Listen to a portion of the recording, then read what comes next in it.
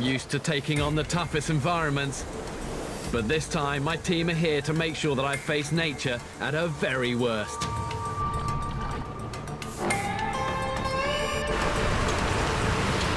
The most deadly animal in this desert is a rattlesnake, and we're on our way to find out just what makes them so deadly. We're heading straight for prime rattlesnake country, and we're bringing with us some highly specialized equipment. You only have to ask the people out here on the land how seriously they take the threat of rattlesnakes. The reason they're so deadly is the speed in which they can inject their venom. Their strike is faster than the human eye. The western diamondback is a really aggressive animal and becomes angered quickly. Their trademark rattle is a warning to others that they're about to strike or if they feel threatened. Normally the crew are used to working with these pretty small cameras, but this time we've got this specialist one, and the reason for that is we want to try and record the speed that a rattlesnake strikes at. It's unbelievably fast. You know, the time from the strike to bite and then recoil could be under half a second. You know, and that's faster than the human eye can see. So this is going to help us.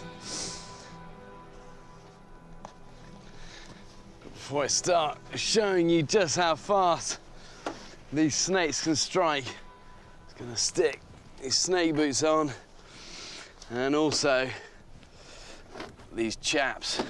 If I've learned anything over the years, it's a healthy respect for snakes. Okay, we're set.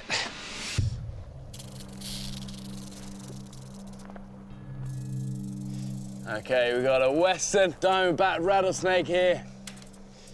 And these guys kill more people in the US than any other snakes. And you hear that rattle? Well, that's just telling me to back away. He's mad. But they'll inject a hemotoxic venom that'll literally turn your muscles into soup. But look, watch how fast his strike is against my boot here. Strikes often occur when unsuspecting hikers step on a rattlesnake or disturb it in a clump of vegetation. See that? Whap! Like lightning.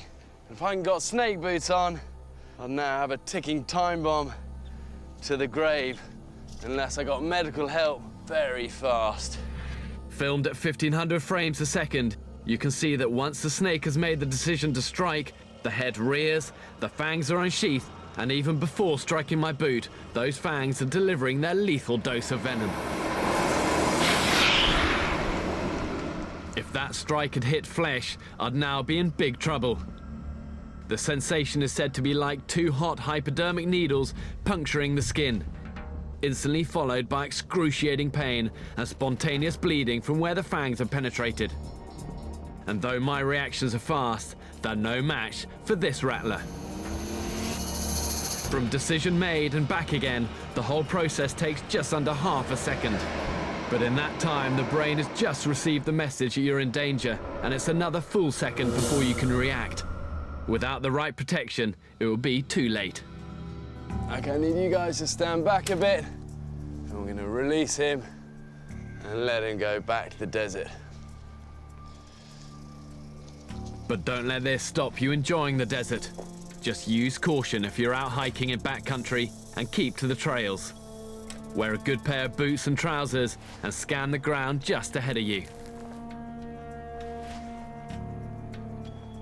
If you do come across a rattlesnake, try to keep a safe distance and leave it well alone. Most bites occur when they're being handled or harassed.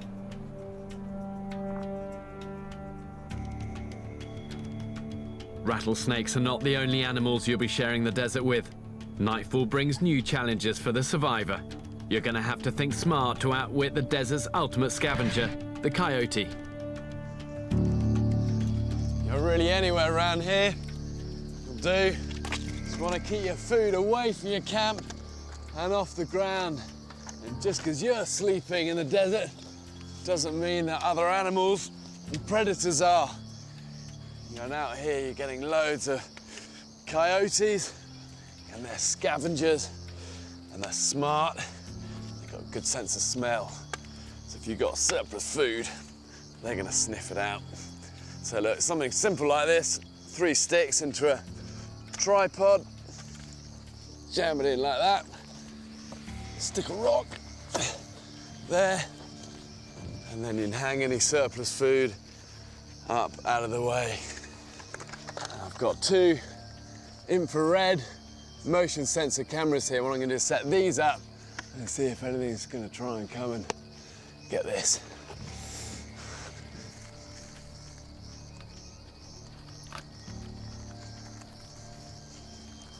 Okay, let's leave that set. Come on.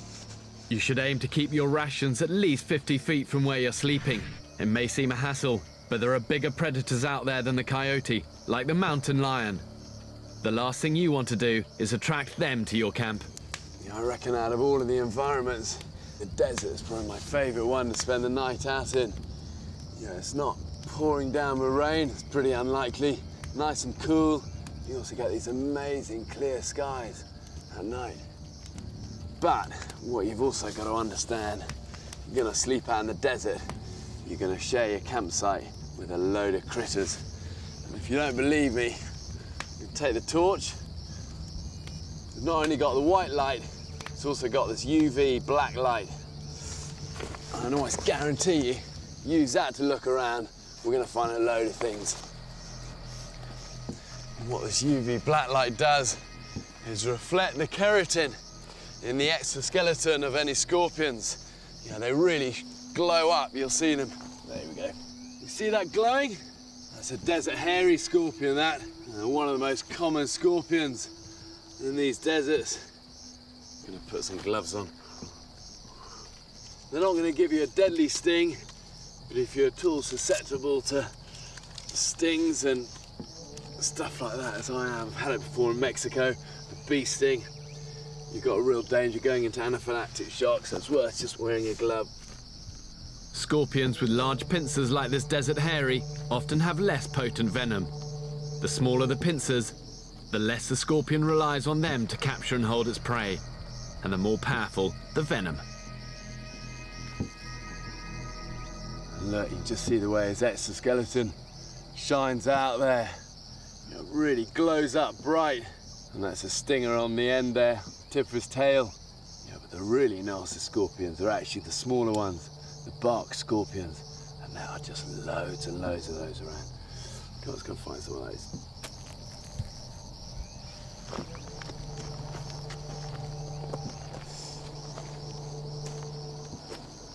Oh, look, and that's a bark scorpion. It's probably a third of the size of that desert hairy one. But this guy's way more potent. If you get stung by one of these guys, you're gonna have 72 hours of just excruciating pain, kind of like being tasered. But look, you see how small that stinger is? Absolutely tiny. Yet the venom is potent. Scientists today still don't really understand how such a small stinger and a small amount of venom can be that potent. Just because they're small, don't underestimate them. These are the ones to watch out for. You know, and what are we? Kind of 15, 20 foot from the camp. And we're seeing these. Look, here's another one here, look. You know, but it is reality. If you're gonna sleep out here, you're gonna be near scorpions. And they're gonna like nice warm places, little crevices and get under, whether that's your body or a roll mat. And the key is to stay near your fire. Scorpions aren't gonna like fire, and that's your protection. And protection is vital. Much larger predators roam these lands through the night hours. With first light, I return to the motion sensor camera traps to see if we picked up any activity around my food stash. I've got the footage back from these motion sensor cameras. Let's have a look at this. It's been triggered a few times. Let's watch this one. Actually, look, there you go. Visitors. That's a coyote having a sniff around and smell the food, but can't reach it. Actually, hang on, he's having a pee on my stick as well. Yeah, the thing is, these coyotes, they're smart scavengers. And as a survivor, your job is to outsmart them. Which in this case has worked well. You've still got the food. All the animals I've encountered are adapted to their environment.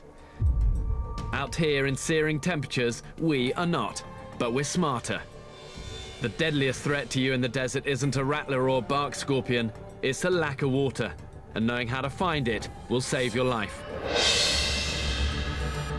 Every hour out here is punishing. Using state-of-the-art telemetry, I'm going to measure my vital signs as I go on the search for water. Okay, this is about 4 pints of water here. But in the desert, in the heat of the day, just walking, not running, not working that hard, you're gonna burn up at least that. So I'm gonna go out for about an hour, see what water I can find, and we'll see if we can make up the difference. My body's core temperature is regulated by a set of mechanisms that fire into action the moment you have to operate in extreme conditions. Desert survival is so tough. It's just a constant battle between trying to source as much water as you're losing out here. By producing sweat, my body is able to cool my skin temperature through evaporation. My heart beats faster and sends blood to the extremities to regulate my core temperature. Even though it's so hot and we're walking around, I'm not really sweating that much, because as soon as I sweat, this wind just dries it. So then what happens, your body sweats some more, and that's why you start to lose so much fluids.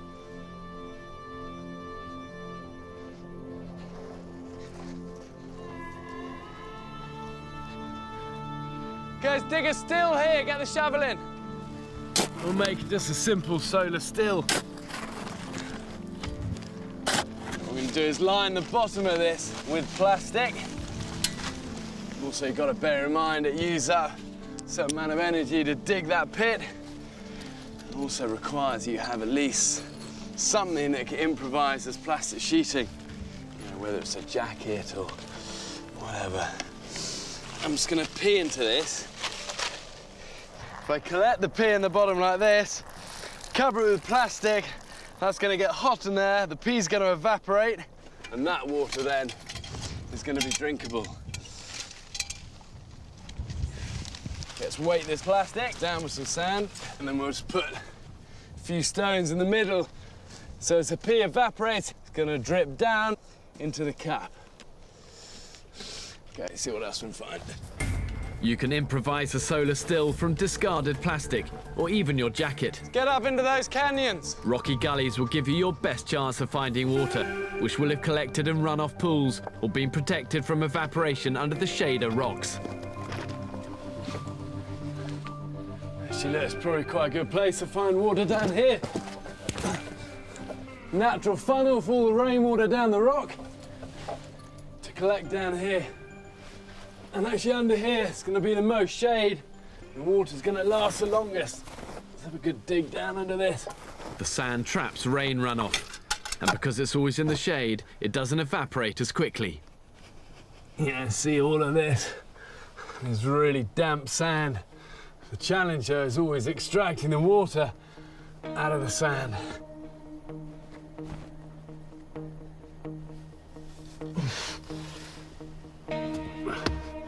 Okay, let's gather all this up.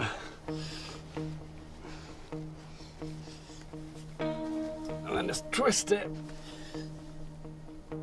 There we go, we're getting some drips at the bottom of that now.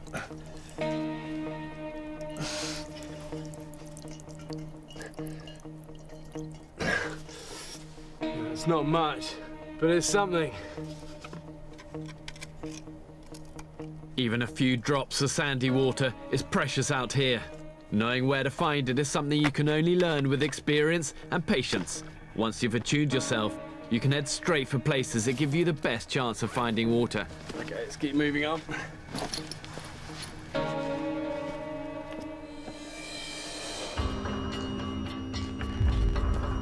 Now I'm heading back to the solar still I made to see if I can collect any more water there. You can see that evaporation taking place on the underside of the plastic here.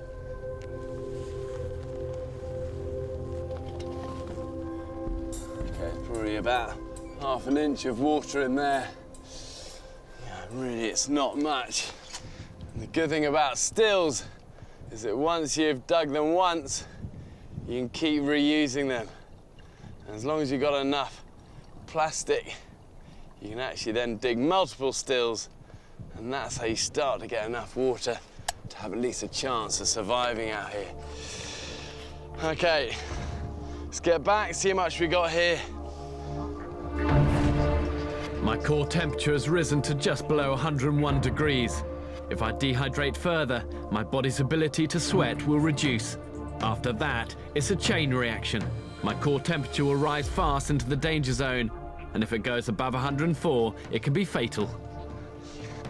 So look, between all these techniques I've used to collect water, this is how much I've managed to gather. Okay, so you can see there how much I've collected. And bear in mind, I had to work a bit for that. I had to be ingenious, and that's how much I've ended up with. But that's how much I used up. Probably twice the amount I managed to gather. And that is why desert survival is so hard. The stark truth is that your survival in the desert is dominated by the constant search for water. Knowing where to find it can prolong your survival. Your priority every single day is to find as much as you can and get yourself back to safety.